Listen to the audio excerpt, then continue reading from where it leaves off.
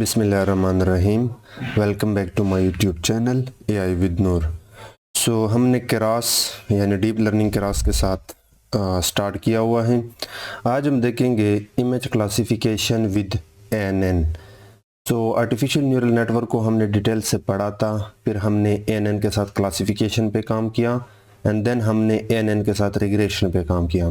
अब मैं आपको बताऊंगा कि आप इमेज डेटा के साथ किस तरह एएनएन के साथ काम कर सकते हो। हालांकि आप इमेजेस के लिए CNN न्यूरल नेटवर्क यूज़ करते हो, जो कि हम आने वाले वीडियो में डिटेल से पढ़ने वाले हैं और उसके एंड टू एंड प्रोजेक्ट पर भी काम करेंगे। बट हम ये भी सीखेंगे कि हाँ, हम एएनएन के साथ भी इमेजेस डेटा के साथ काम कर सकते हो। अब सबसे पहले आपको समझना होगा इमेज। बेसिकली जो आपके पास इमेज होता है वो एक अरे होता है, ग्रिड लाइक स्ट्रक्चर, जिसमें आपके पास कॉलम्स एंड रोज होते हैं इमेजेस डेटा के अंदर, और इमेज के पीछे पिक्सेल्स होते हैं और उन पिक्सेल्स के वैल्यूज होते हैं, और हर पिक्सल बेसिकली इमेज के अंदर आपको मिलेगा 0 से लेकर 255 तक, ये उसकी वैल्यू ही होगी। तो जितना वैल्यू कम होगा वो इमेज उतना ही डार्क होगा, जितना वैल्यू ज़्यादा होगा वो इमेज उतना ही ब्राइट होगा। इमेज इज़ नथिंग, ये एक एरे होता है जिसमें बेसिकली आपके पास पिक्सेल्स वैल्यूज होते हैं 0 एंड 255 के बीच में। हमारा जो फ्लो है वो ये है कि हम इस प्रोजेक्ट के लिए एक built in data set use करेंगे, एमनेस्ट डेटा सेट। इसका पर्पज़ ये है कि मैं नहीं चाहता कि अभी आपको इमेज प्री प्रोसेसिंग के लिए बहुत सारे केरास के क्लासेस यूज़ करने पड़े, क्योंकि अभी हम built in data set use करेंगे जो पहले से प्री प्रोसेस हैं, क्योंकि हम इमेजेस के लिए नेक्स्ट वीडियो से बड़े डिटेल में काम करने वाले हैं। उसके बाद हम देखेंगे कि आप किस तरह इमेजेस को नॉर्मलाइज कर सकते हो, जैसे कि ये है अपने पिक्सल वैल्यू। फिर आप क्या करते हो कि 0 एंड 1 के फॉर्मेट में इनको लाते हो ताकि मॉडल इक्वल इंपॉर्टेंस दे हर पिक्सल वैल्यू को। तो आप देख सकते हो यहाँ पे ये डार्क रिप्रेजेंट करता है जीरोज वाले इस एरिया को, और जितना ब्राइट है वो 1 वाली वैल्यू को रिप्रेजेंट करता है। मीनिंग जितना वैल्यू बड़ा होगा उतना आपकी इमेज ब्राइट होगा, जितना 0 के करीब होगा उतना इमेज आपका डार्क होगा। ठीक है, उसके बाद हम ENN को बिल्ड करेंगे एंड फाइनली हम एक छोटा सा डिटेक्शन सिस्टम भी बनाएंगे।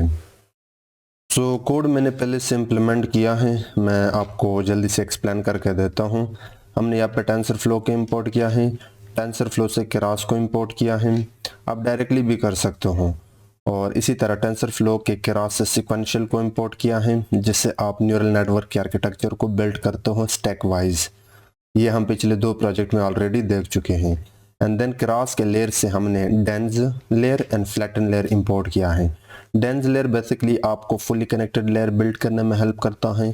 फ्लैटन लेयर अगर आपके पास 2D में है या 3D में है तो आप उसको सिंगल डी में ले आते हो, जैसे कि इमेजेस के केस में आप अक्सर करोगे। ठीक है, क्योंकि इमेजेस 2D में अक्सर होता है। तो आप क्या करते हो कि न्यूरल नेटवर्क को चाहिए एक सिंगल डायमेंशन एरे, तो हम उस T2 को सिंगल डायमेंशन में लाते हैं इनपुट लेयर के लिए, तो वहाँ पे आपको फ्लैटन काम आता है। उसके बाद हमने सिंस मैंने आपको कहा था कि हम built in data set use करने वाले हैं, तो केरास के डेटा सेट के अंदर जाके इमनेस्ट एक डेटा सेट है वो हमने यहाँ पे लोड किया है। ठीक है, लोड डेटा सेट, और उसका X train Y train X test Y test हमने यहाँ पे लोड किया है। अब ये इमेजेस का डेटा है जो पहले से प्री प्रोसेस है, यानी इनके वैल्यूज पिक्सल में है यानी अरेज में। ये इसका शेप है जिसमें टोटल हमारे पास 10,000 इमेजेस हैं, और हर इमेज की विड्थ है 28 एंड हाइट है 28। ठीक है, और अगर आप क्लासेस देखे कि कितने इमेजेस हैं, टोटल हमारे पास 10 क्लासेस हैं, या 10 क्लासेस 0 से लेके 9 तक डिजिट हैं। बेसिकली ये एमनेस्ट डेटा सेट डिजिट का डेटा सेट है। हमने डिजिट को क्लासिफाई करना है कि इमेज के अंदर जो हैंड रिटन डिजिट है वो किस कैटेगरी से बिलोंग करता है, लाइक 7 है, 8 है, 9 है। ठीक है, तो ये मैंने मैटप्लॉटलिब से यहाँ पे प्लॉट किया, आप देख सकते हो 7 का डिजिट है। अब जो हमारे पास एक्सट्रेन एंड एक्सटेस्ट है, बेसिकली ये हमारे इमेजेस हैं। तो मैंने क्या किया, इनको नॉर्मलाइज किया, जस्ट मैंने डिवाइड किया 255 से। जब भी आप इमेज को 255 से डिवाइड करते हो तो वो उसको 0 एंड 1 के फॉर्मेट में लेकर आएगा, जिसको आप नॉर्मलाइजेशन कहते हो। ठीक है, अभी के लिए एक्सट्रेन के अंदर जाके मैंने आपको पहले इमेज दिखाया है, तो आप देख सकते हो ये आपके पास एक 2D एरे है जिसके अंदर वैल्यूज आपको मिल जाएंगे 0 and 1 के फॉर्मेट में मोस्टली।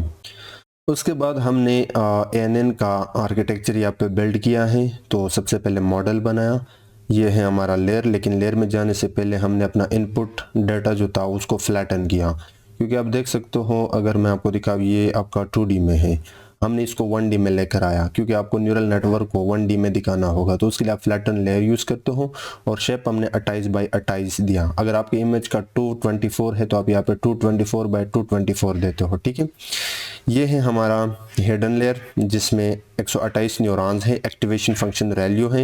ये एक और हिडन लेयर है और ये अपना आउटपुट लेयर है जिसमें हमारे पास 10 क्लासेस है, एक्टिवेशन फंक्शन सॉफ्टमैक्स है। क्योंकि ये मल्टी क्लास क्लासिफिकेशन प्रॉब्लम है तो in that case you have to use softmax activation function, ठीक है। ये है अपने मॉडल का समरी जिसमें टोटल ट्रेनेबल पैरामीटर है कोई 10 लाख के ऊपर, ठीक है। उसके बाद हमने मॉडल को कंपाइल किया है, ठीक है। अच्छा, मैंने आपको इस प्लेलिस्ट में बताया था कि कंपाइल के दौरान आप 3 चीज़ें देते हो, लॉस, ऑप्टिमाइजर एंड मैट्रिसेस। तो अगर आप मल्टी क्लास क्लासिफिकेशन के साथ काम करते हो, जैसे कि हमारे केस में 10 क्लासेस हैं, तो आप लॉस को रखोगे स्पार्स कैटेगोरिकल क्रॉस एंट्रोपी, ठीक है। ऑप्टिमाइजर आप हमेशा एडम को रखते हो एंड मैट्रिसेस आप एक्यूरेसी रखते हो, ठीक है। यानी जस्ट आपको ये चेंज करना होगा अपने हिसाब से लॉस को। अगर रिग्रेशन है तो मीन स्क्वायर्ड एरर, अगर बाइनरी क्लासिफिकेशन है तो क्रॉस एंट्रोपी, और अगर मल्टी है तो फिर आप sparse categorical cross entropy use करते हो, ठीक है। उसके बाद हमने मॉडल को ट्रेन किया, अपना एक्स ट्रेन वाई ट्रेन पास किया, 25 इपॉक्स चलाना चाहते हैं और हम वैलिडेशन स्प्लिट हमने रखा 0.2, यानी ट्रेनिंग डेटा अपना हो जाएगा 80 और हमने यहाँ पे 20 निकाला वैलिडेशन के लिए। सो ये अपना मॉडल है जिसने हमें कोई एक्यूरेसी दिया है 99 ट्रेनिंग के लिए, वैलिडेशन के लिए 97 दिया। बट ये आपको कुछ ख़ास अच्छा रिजल्ट नहीं देगा क्योंकि इस डाटा की जो रेजोल्यूशन है वो बहुत कम है और ANN इमेज पर हमेशा फेल कर जाता है। बट मैंने जस्ट आपको बताना था कि yes you can also use ANN for image classification, ठीक है। उसके बाद मॉडल को हमने एक्स टेस्ट पे प्रेडिक्शन मारी और ये वाई प्रेड हो गया एंड देन हमने यहाँ पे स्कोर प्रिंट किया। तो आप देख सकते हो 97 है टेस्ट डेटा के लिए। ये मॉडल के loss and validation loss plots हैं, आप देख सकते हो ये प्लॉट्स, और ये एक्यूरेसी एंड वैलिडेशन एक्यूरेसी के प्लॉट्स हैं, ठीक है। उसके बाद मैंने एक प्रेडिक्शन सिस्टम बनाया। उसके लिए मेरे पास ये एक नया इमेज है, मैंने गूगल से डाउनलोड किया, जिसके लिए मॉडल ने 6 डिजिट प्रेडिक्ट किया है, यानी मॉडल ने यहाँ पे गलती की है, ठीक है। हो सकता है कि इस इमेज की रेजोल्यूशन क्वालिटी काफ़ी अच्छी हो और हमारे डेटा की जो थी वो बहुत ख़राब थी, तो इस वजह से भी हो सकता है। बट स्टिल ANN आपको इमेज पे अच्छा रिजल्ट नहीं देगा। सो ये है अपना इमेज और मेरा एक फंक्शन है predict and display with class name, जिसको मैंने इमेज पाथ और मेरा ट्रेन मॉडल पास किया, ठीक है। और ये रहा अपना फंक्शन। बल्कि इससे पहले मैंने जो मॉडल था उसको इस नाम से सेव किया था और ये मॉडल यहाँ पे मैंने लोड किया है, आप देख सकते हो, ठीक है। और ये क्लासेस हम ऑलरेडी पढ़ चुके हैं। ये load image and image to अरे मैं आपको आगे बड़े डिटेल से पढ़ने वाला हूँ, बट लोड मॉडल से यानी आप टेंसरफ्लो के केरास के मॉडल से लोड मॉडल को कॉल करते हो जिससे आप अपना सेम मॉडल लोड कर सकते हो, ठीक है। लेकिन इमेज के केस में आप पिल्लो लाइब्रेरी भी यूज़ करोगे। सो ये चीज़ें हम आगे CNN के साथ पढ़ेंगे, अभी के लिए ज़्यादा इन पे फोकस देने की ज़रूरत नहीं। सो इस फंक्शन के पास एक इमेज आ रहा है और एक मॉडल आ रहा है। अब ये जो इमेज है इसको हमने सबसे पहले ओपन करना होगा, तो उसके लिए आप image.open यूज़ करते हो जो आपको पिल्लो लाइब्रेरी प्रोवाइड करता है। ये हमने दे दिया और इसको कन्वर्ट कर दिया, यहाँ पे हमने L दिया यानी ग्रे स्केल इमेज। इमेज के बहुत सारे टाइप्स होते हैं, वो भी हम आगे पढ़ेंगे। उसके बाद PLT यानी मैटप्लॉट लाइब्रेरी से मैंने इमेज को दिखाया है और ये उनके टाइटल्स एंड शो हैं। सो ये इमेज जो आपको दिख रहा है ये हमने मैटप्लॉट लाइब्रेरी से यहाँ पर डिस्प्ले किया है। उसके बाद मैंने इमेज को रिसाइज किया है 28 बाई 28 और इमेज को numpy एरे में कन्वर्ट किया है क्योंकि मॉडल को चाहिए इमेज के पिक्सेल्स वैल्यू। और उसके बाद अपने इस इमेज को नॉर्मलाइज किया है जिस तरह हमने ट्रेनिंग से पहले किया था।